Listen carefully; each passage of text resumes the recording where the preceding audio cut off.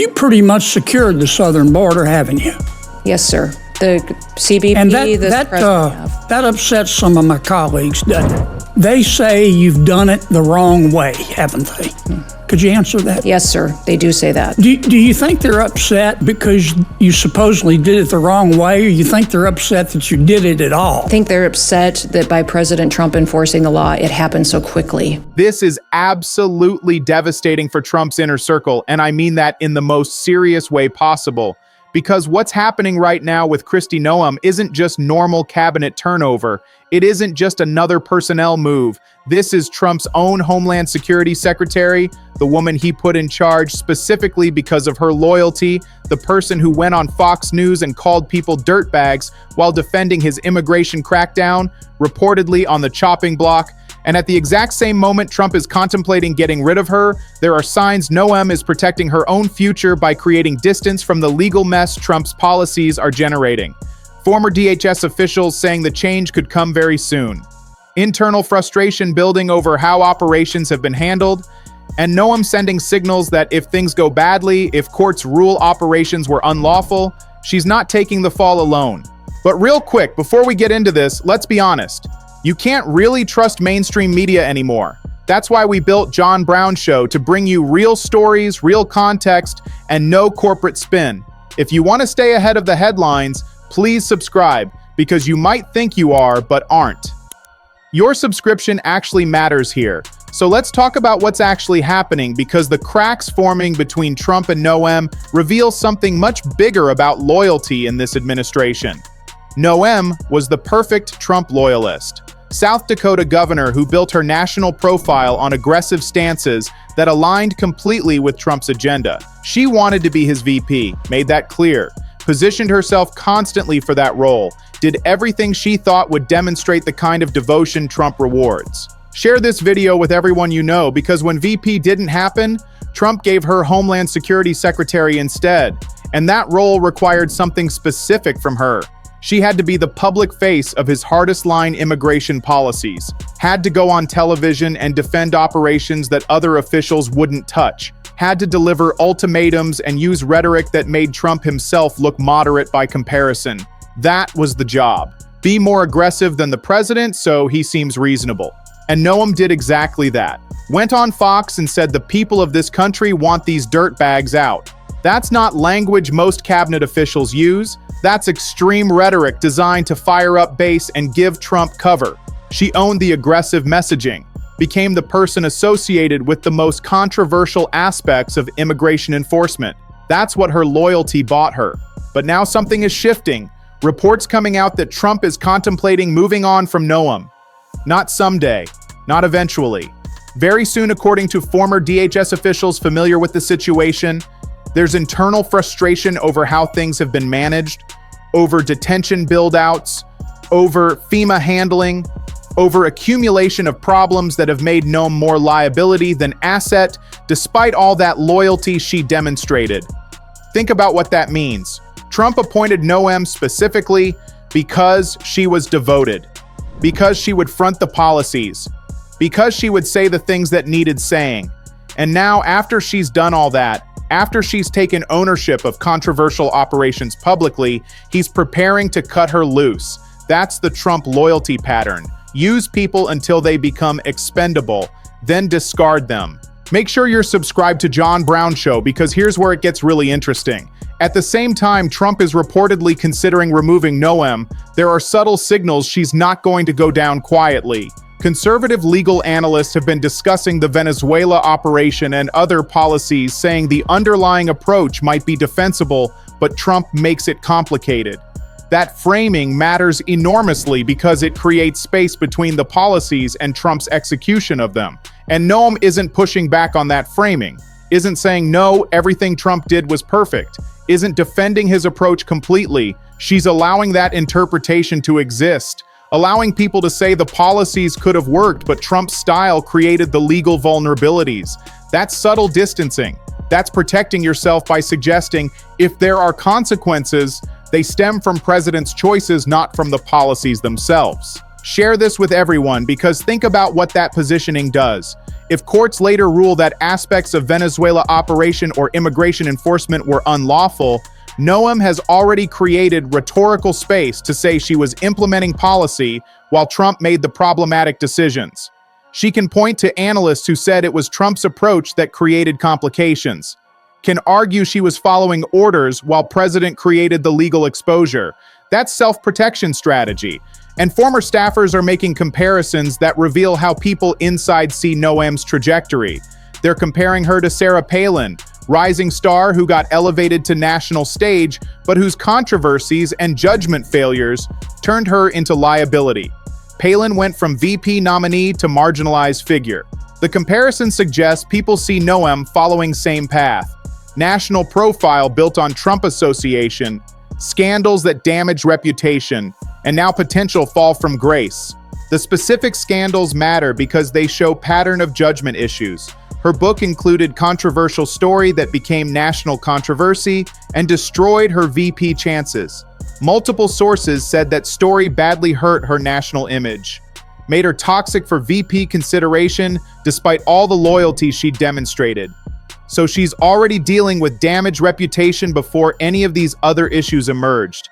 Make sure you're subscribed because now you add Venezuela complications and immigration enforcement questions and internal frustrations, and suddenly Noem is accumulating liabilities faster than she's providing value. Trump calculating whether keeping her is worth the baggage she carries. Noem calculating whether staying loyal to Trump is worth the legal exposure she's taking on. Both of them doing survival math. And this creates mutual protection problem. Trump may want to remove Noem before her scandals become bigger issue for him, before she's more liability than the loyalty is worth. Noem may want distance from Trump before his legal problems become hers, before courts rule operations unlawful and she's left holding responsibility. Each of them has incentive to move first, each calculating whether protecting themselves requires throwing the other under the bus. Share this video with everyone you know because here's what makes this so explosive.